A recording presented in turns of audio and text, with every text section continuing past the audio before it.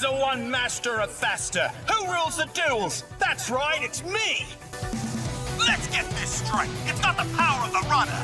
It's the rider. I'll take on anyone on any ride and I'll still be victorious. Any more questions?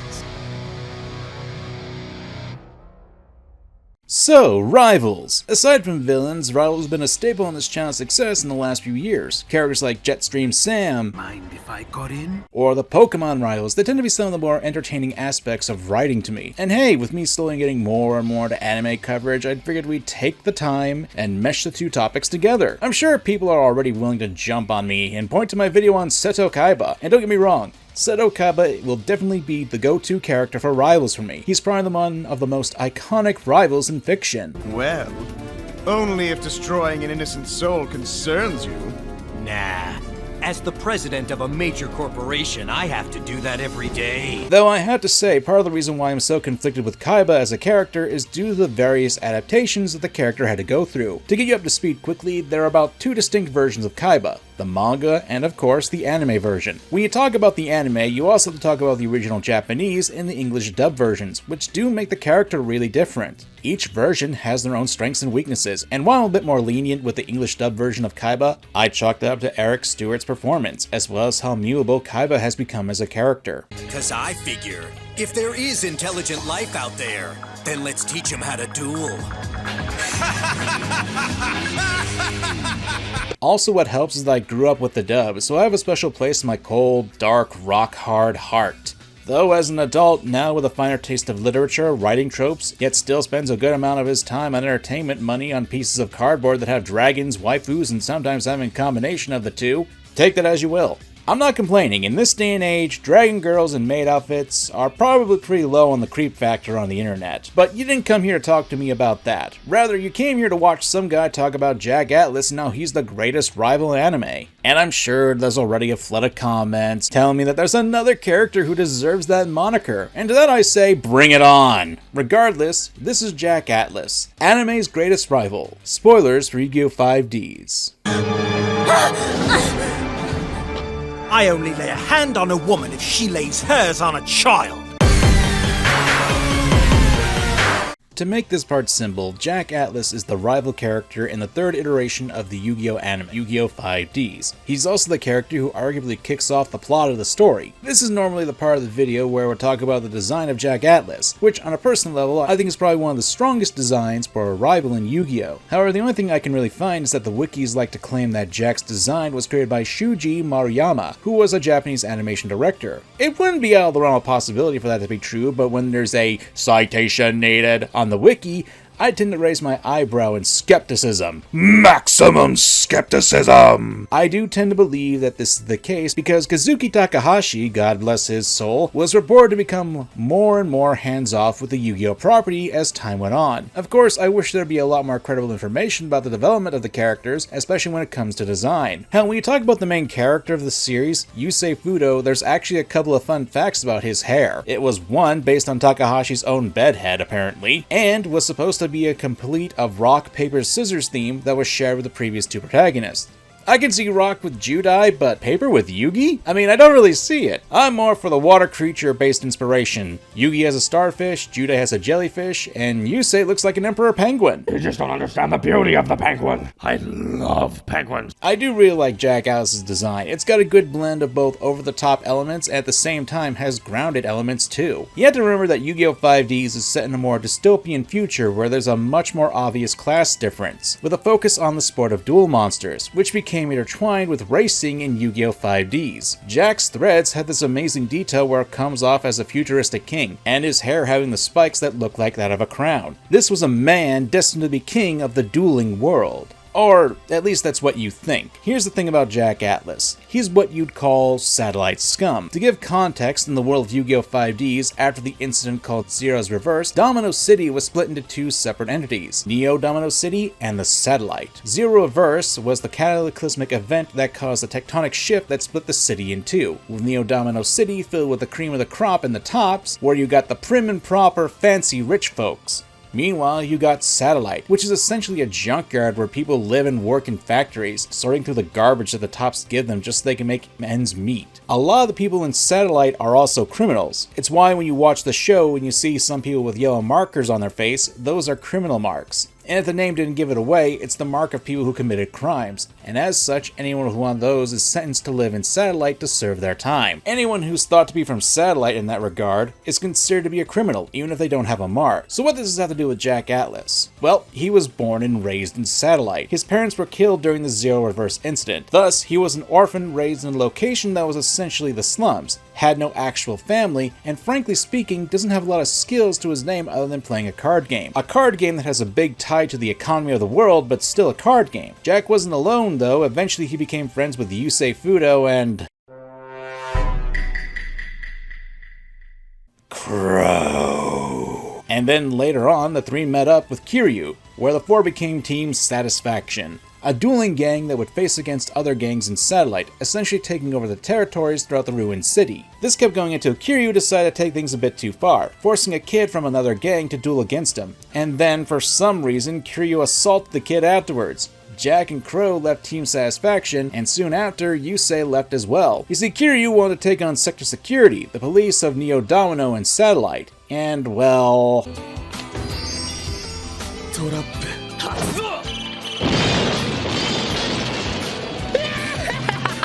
It's because of these events that essentially created a divide between Jack, Yusei, and Crow. Kiryu was someone that the characters themselves described saved them. Hell, they essentially became a makeshift family of sorts. But when Kiryu went off the deep end, even killing people in the process, it caused a rift.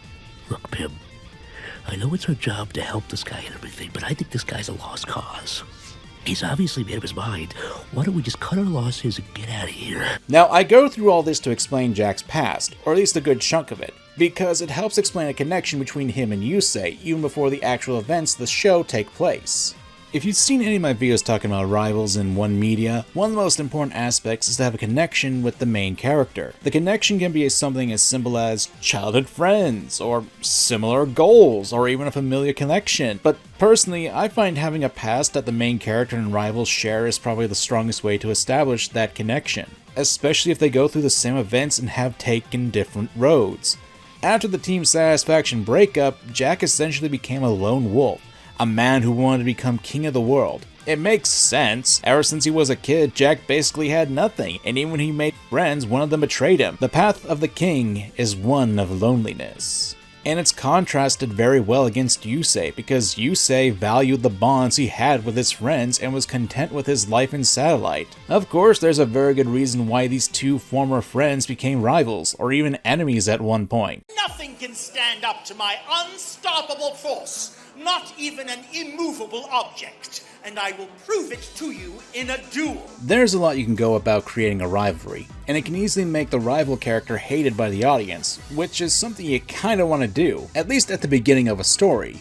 You'd also have to have a reason for why the main character would want to face off against the rival. Yu-Gi-Oh! 5Ds does a really good job of this, since the inciting incident of the entire story is Jack Atlas stealing not only Yusei's D-Wheel, but also Stardust Dragon, Yusei's prized card. They were essentially the passports that Jack would need in order to get to Neo Domino City and assume a new life, along with his own card, Red Dragon Archfiend. That alone would be enough of a cause for the rivalry, especially since Jack Atlas was essentially tempted by one of the major antagonists of the series, Rex Godwin and his lackey Jaeger, to do this. But it was how Jack had stolen Yusei's prized card and D-Wheel that really cemented him as a rival to really go after. We wouldn't learn this until episode 25 in the anime, but as it turns out, Jack had taken advantage of a mutual friend of his in Yusei, Rally, using the young kid as a hostage and putting his life in danger by tying him up in a boat, setting him off to sea, and having Yusei go out to swim to save Rally. Now this is scummy, like really scummy, but there's a line I want to point out. お前には本当のことを告げておく。俺がやった。俺にシティから誘いが来た。シティへの切符は俺の持つレッドデーモンズとお前のスターダスト。何？お前が2枚のカードを揃えシティへ行くという手もある。どうする？ I'm going to tell you the truth. I did it. I got an invitation from the city. My tickets are Red Daemons and your Stardust. There's also the option of you collecting both cards and going to the city. This is something odd. Jack could have easily just lied to Yusei's face about this. He knows that Yusei won't abandon his friends, and could have easily just disappeared to Neo Domino City without Yusei knowing what Jack had done until Jack was already long gone. But Jack didn't. He straight up told Yusei what he did. He still stole Yusei's stuff and put Raleig's life in danger, and already lied to Yusei in order to bait him out to the docks, but why tell the truth now? This could be me reading way too much into this old anime, but Jack isn't a full-on monster. 君、もうジョジョとキスはしたのかい？まだだよな。初めての相手はジョジョではない。このジャック・アトラスだ。 Considering the world he grew up in, where the weak are essentially seen as trash, it makes sense that Jack would want to get out of the destitute that is Satellite. In fact, when you really consider the events of Yusei confronting Jack after the king establishes himself in Neo Domino, Jack returns Yusei's Stardust Dragon when they first meet up. Jack accepts Yusei's challenge, and when Rex Godwin takes Yusei's friends hostage, it's Jack that demands that they be released. I duel for me. Goodwin has got his own agenda.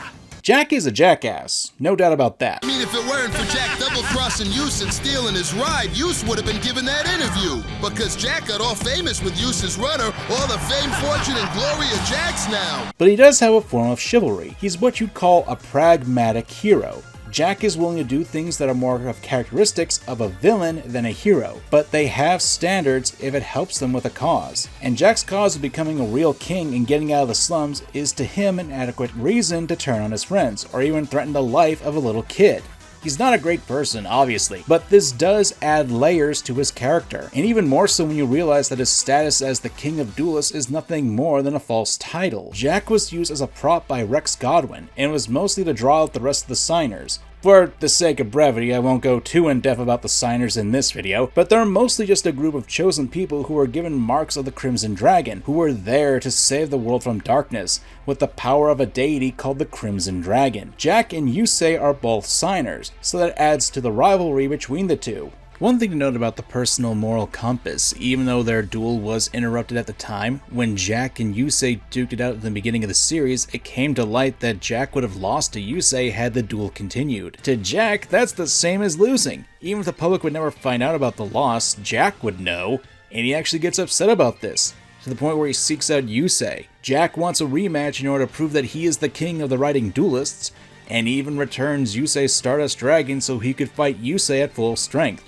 It sort of reminds me of a Black Knight, where he's willing to dirty his hands with nasty deeds to get what he wants, but he still has a code of sorts. With how the anime has to be anime though, Jack does lose to Yusei, and when he does, the city essentially just throws him away, and it even comes out that he was from the Satellite, which makes his reputation tarnish faster. And I think this is what really makes Jack to be a great rival in that regard. Since he was propped up to be a powerful enemy, he was the last person that Yusei had to duel in the Fortune Cup. We're also shown that Jack has a huge ego. He was propped up to be a very powerful duelist. Throw in the fact that he did betray Yusei and his friends in Satellite, it makes it satisfying to watch Jack lose in a duel against Yusei. There was a proper setup for Jack as a rival that you want to see beaten, but it also shows that you can understand where he's coming from with the goal of wanting to be the king of the dueling world, especially when Jack was given the worst hand when he was born. What this does is make the character an actual person, and that's one of the best things you can do with a rival character, and that's to make them their own character and motivations aside from the main character.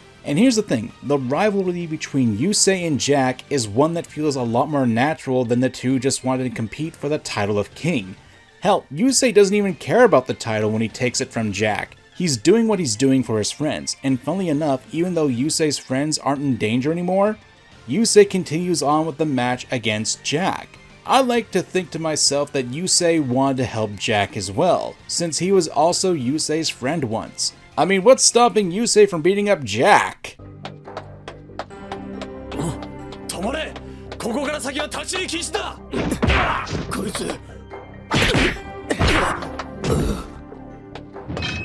Man clearly perfected the Shoryuken technique. In my mind, I like to think that hearing that Godwin was willing to use Jack to get Yusei to come to Neo Domino City, that prompted Yusei to want to save his old friend. Hell, even after everything that Jack did, and including putting people in danger with their duel that summoned the Crimson Dragon, Yusei still runs to Jack after their duel to see if he's okay. Jack, having crashed his D-wheel and obviously injured, Yusei runs to his rival.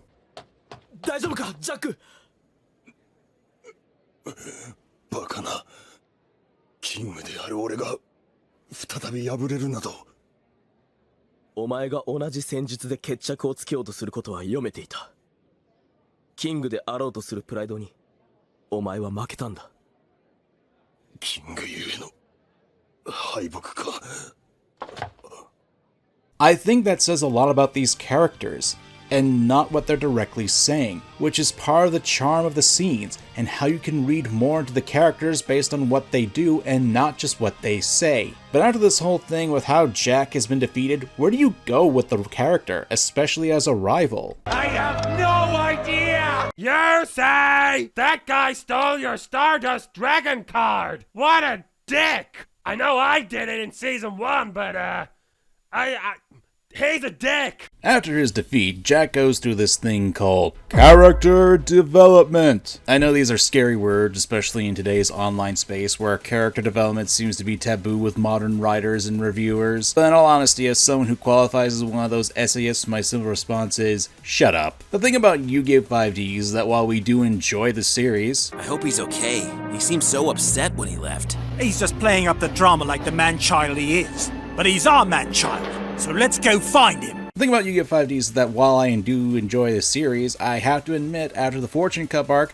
and going to the Dark Signer arc, Oh, I'm out of here.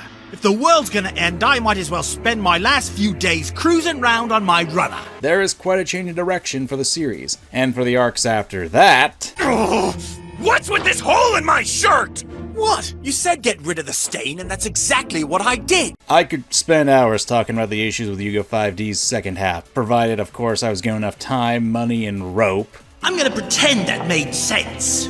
But even as a YouTuber, I have to have some level of dignity, and I'm making a video talking about a character from an anime that's well over a decade ago at this point. Do you get it yet? I'm old! Now, before I start having an existential crisis about how I screwed up my life with this career choice, Jack Atlas actually managed to do something with his life after getting his ass handed to him in a card game. He got a girlfriend! Well, I say that, but it's not exactly the traditional relationship. Meet Carly, one of the newer characters being introduced into Yu-Gi-Oh! 5Ds after the Fortune Cup. Great, fortune teller Sui, that's perfect.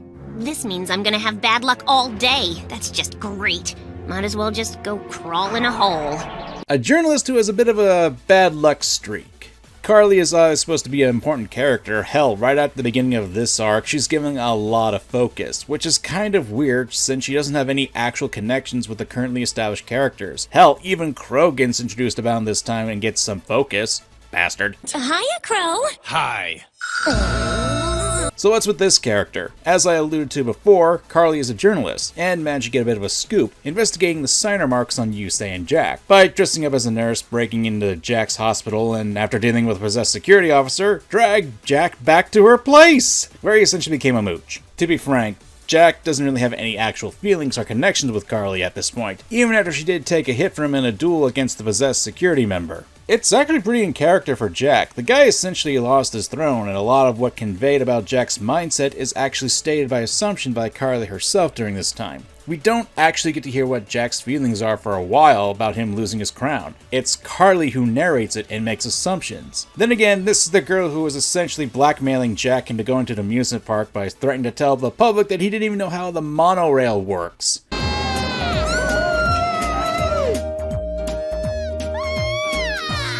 I'm grateful to know that Jack Atlas has the ability to warp gravity with his hair. How else would his hat of disguise not fly off when he's bungee jumping? There's actually a reason for this whole thing. Jack was trying to reminisce about his past actions, and we learn Jack's actual thoughts on his loss, and how he's reflecting on his choices of becoming what is essentially a false king. Or as Jack puts it, a clown who lies about his identity. He had to lose everything to realize that his path he chose wasn't the right one. And Carly actually helps him through this. After all, the old Jack essentially died in that duel against Yusei, and now the real one can take the stage. It's not so much as an actual relationship, but it's clear Carly did help Jack in some way to help him realize that his false title of king was holding him back. so there's a connection built there and allows Jack to grow as a person. This sort of thing is great for rival characters because it adds more to them as a character and that they're not just built upon their rivalry with the main C. Frankly speaking, while I know that I'll probably get shot,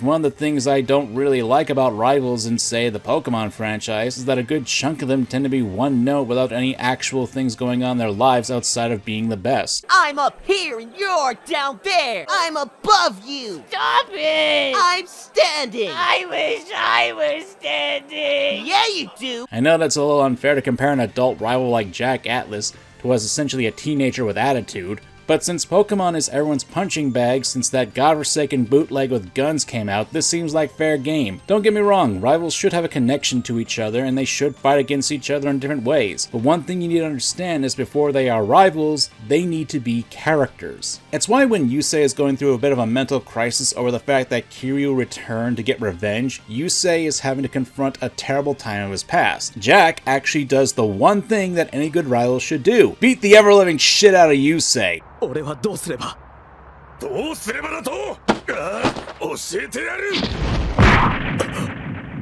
I'm half joking here because this is what the show literally does. そんな捨てられた飼い犬のような目をしているから桐生に敗北したんだ。俺は貴様が憎い。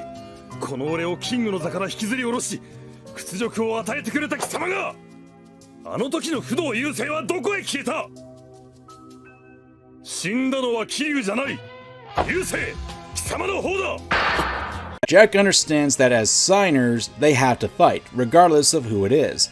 Whether it be someone from the past, someone they have hurt, and they have to fight them. Rivals also have the ability to push each other to new heights, and even build each other up. And while the two do a cross counter, Jack can see the spark of a duelist in Yusei again. Is it corny as all hell? You're goddamn right it is, and that's why it's so awesome! Yusei did help Jack open his eyes to why he lost, and Jack returned the favor, just with a few bruises to go with it. There are other things I could go on about with Jack's characterization, especially with a certain character. サテライトの仲間や大切なものを守るためには覚悟を決めなければならない。ふん、相変わらず仲間だの守るべきものだのと。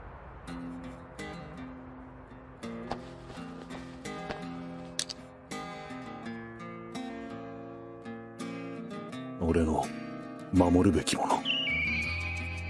Yeah, one thing I kind of skipped over was that, well, Carly kind of dies? And while it does go more into Jack as a character, it ultimately doesn't matter since the second half of 5Ds pretty much hits the reset button on this whole thing. Which sucks because there was a bit of a relationship to be had between Jack and Carly, especially considering she became what the series called a dark signer. Which, you know, as much as I would love to complain about that, there are bigger issues with Jack. With Jack Atlas in the driver's seat, what could possibly go wrong?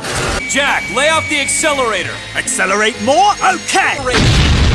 Not only as a rival, but also a character that we need to dive into, especially since I really like what they did with him during the Dark Signer arc. It is with great honor that I welcome you all to my home. I'm here to serve you.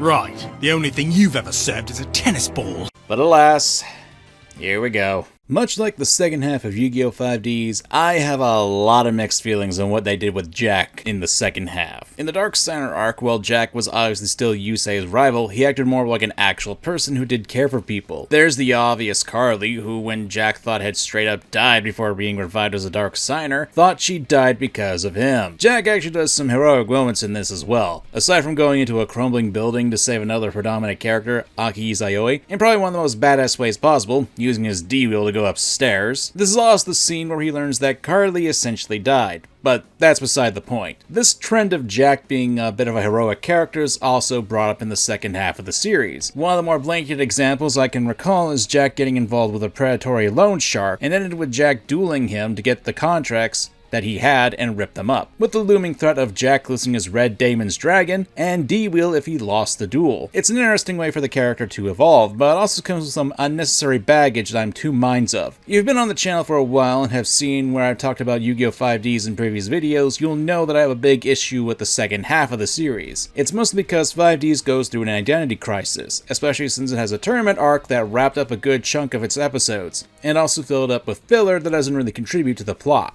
and in some cases it also makes the characters a little less savory in my opinion. I've talked about at length of how the writers of 5Ds had some really good stuff going on with the leading lady of the series, Aki. I made an entire video about her. But since we're focusing on Jack for this video, let's stick with him. In the very same episode I talked about a little bit ago with the loan shark, we had a montage where Jack gets fired from various jobs because he's apparently incompetent at everything except dueling and riding motorcycles.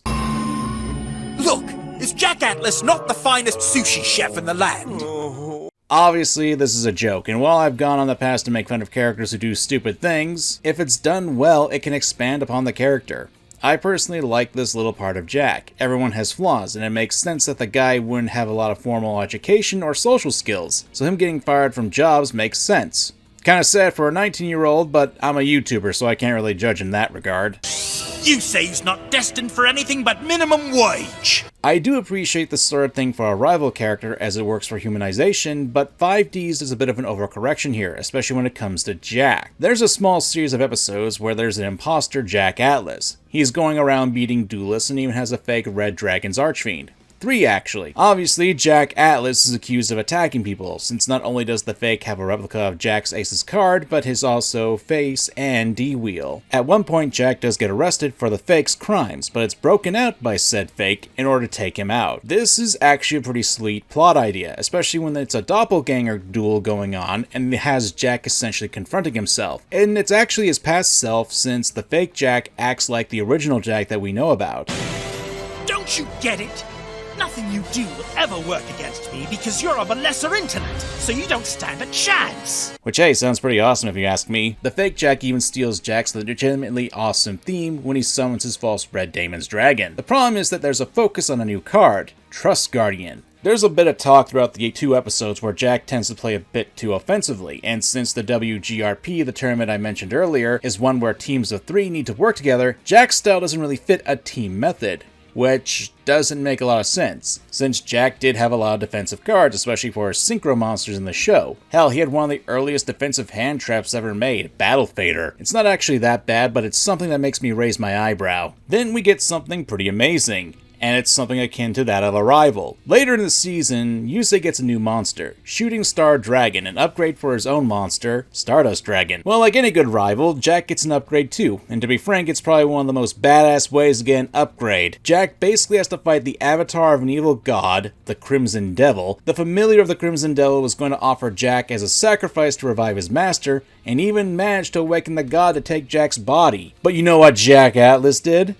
Jack managed to utilize his own burning soul, warping the Crimson Devil and turning it into a new monster for Jack to use, an upgrade of Red Dragon Archfiend, Red Nova Dragon. This is sweet, especially when you realize that the familiar was trying to trap Jack by using other characters to prod Jack into the tomb of the Crimson Devil. So Jack just turns the tables and possesses the Crimson Devil. This is what makes Jack an amazing rival, since he had to rise up to the occasion and find his own way to become stronger, just like Yusei did. However, most people who are familiar with this know there's a major problem. If you were one of the poor saps who only watched the English dub of the show, well, the episodes where Jack had gotten this incredibly important card, as well as the trials he had to go through, were cut! And now history and the future are safe forever.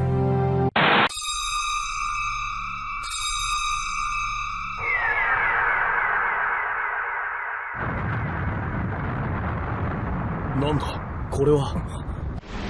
そうだ。割れていく。嘘だろ。あれはアーククレイドル。 Yes! Episodes 111 and 123 were cut from the dub, and even the final arc for the series was cut as well. I can't say for sure what the cause was for this, but from what I understand, there were a few issues. There were low ratings, there was the push to have Zexal air faster, and an ongoing lawsuit from TV Tokyo seemed to be the main causes for the series to end at episode 136, even though there were a grand total of 154 episodes. But that's only for the final arc as well as the final duel between Jack and Yusei. I'd argue that that cutting out these large parts of the show for one region is a bit of a crime, even if I do have issues with the dub. This especially hurts because while there are issues with the last part of 5Ds, how the show ends is actually a pretty fitting and works really well for the final duel between rivals of the show. While I won't go into detail about the final duel against the major antagonist, the actual final duel of the series is one I feel is actually pretty important. Not just to illustrate why Jack is a great rival, but also to tie into the development of him and Yusei. To give some context, after beating the bad guys and saying Neo Domino City, life has gotten better for everyone. Yusei is a scientist, Aki's currently studying, Crow became the man, and etc. But there's someone missing, and that's Jack Atlas. We'll get back to him in a second, but there's a bit of a theme going on with the cast. There are new opportunities and the uncertain future is looming over them. However, those opportunities would force them all to break up, and one of the overlying themes of the entire series is bonds. These characters cherish the bonds they made with each other, and as such, opportunities like studying abroad or becoming a part of an overseas dueling league are being questioned. It's understandable since this group did help each other out a lot and grew as people, and growing closer at the same time. Even Yusei questions what he should do. He managed to accomplish a goal as a scientist and received offers as well. The only member of this group who's steadfast in their decision to leave is Jack. そうやっていつまでも絆にしがみつくのか。己の力を世界に向けて試してみたいとは思わんのか。ユウセイ、お前にも当然誘いは来ているだろう。ああ。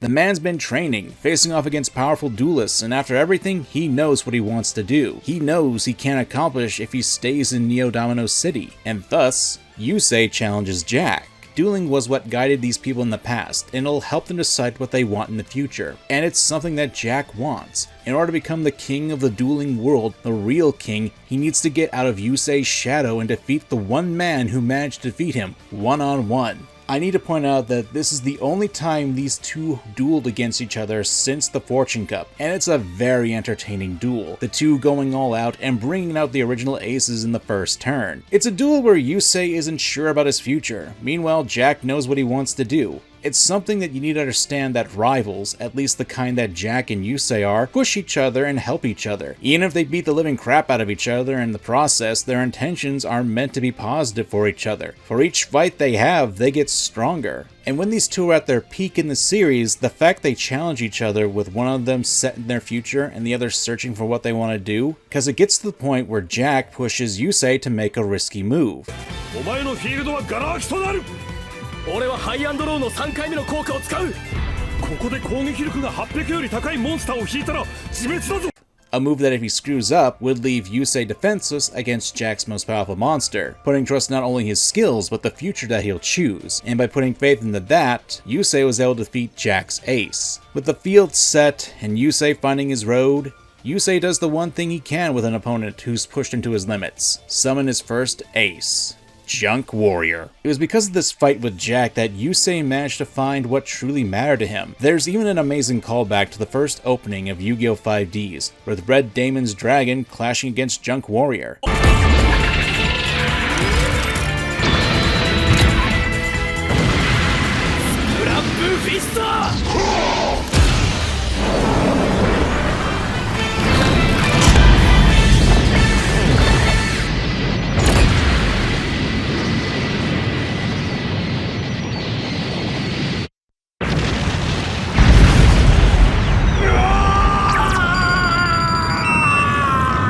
The duel with Jack not only showed Yusei but all their friends that even though they may be miles away, the bonds they've made with each other will not break at easily. And that's what a great rival does. A great rival challenges the MC and forces the main character to grow and make hard decisions. Both the MC and the rival force each other to become better people, to become better at what they do and to find their own paths when they're lost. And sometimes that rivalry can inspire others. That's what makes a great rival. どうやらここに戻る理由ができたな。いつでも戻ってこいよ。俺は待ってる。次は負けんぞ。また全力を尽くそう。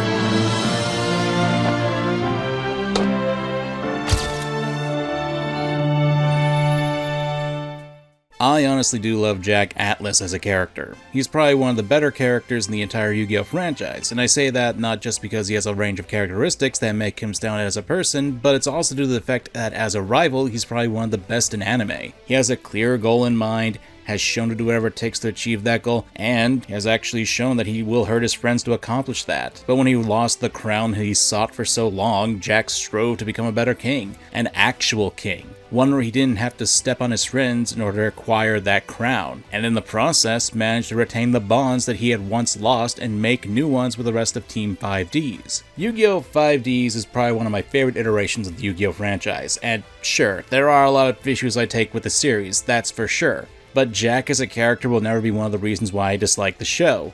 I can dislike the writing and direction they took with him, but not the character himself. It's why over a decade later I still go back and watch 5Ds, most of the episodes around Jack Atlas because he's that good of a character to me. And hey, even though Yu-Gi-Oh! Arc 5 brought back Jack Atlas as a completely different character with no actual past, how they wrote the character actually feels like a continuation for the development that Jack got in his original series. It's even shown in Scarlet Red Dragon Archfiend, where you can see the inspiration from Junk Warrior punching the original dragon in the final episode. However, it's hollow, because this is a different Jack. And part of the reason why Jack Atlas may seem like a good rival is because I condensed a lot of the parts of Yu-Gi-Oh! 5Ds. If you recall, I talked about the WRGP. It's a team tournament, and while Jack and Crow did get their own moments, and Aki as well, most of the time they were just being used as stepping stones for Yusei to take the win in almost every match they had. It's how the tournament was set up, and I have a real big issue with that. It essentially made it so Yusei would be scoring the last hit no matter what. I can make an entire video talking about the issues of Yu-Gi-Oh! 5Ds, and hey, I've done that with Yu-Gi-Oh! GX, so I may do that sometime, but I do hope that you guys can see what I see with Jack Atlas. Now, if you guys enjoyed the video, please consider leaving a like, and if you got to this point in the video, leave in the comments down below, Absolute Power Force. Helps the video out, and hey, if we get 5k likes on the video, I'll absolutely talk about the flaws of Yu-Gi-Oh! 5Ds. But for now, I'm MangaKamen, thanks for watching, and remember, my friends, the king lives forever.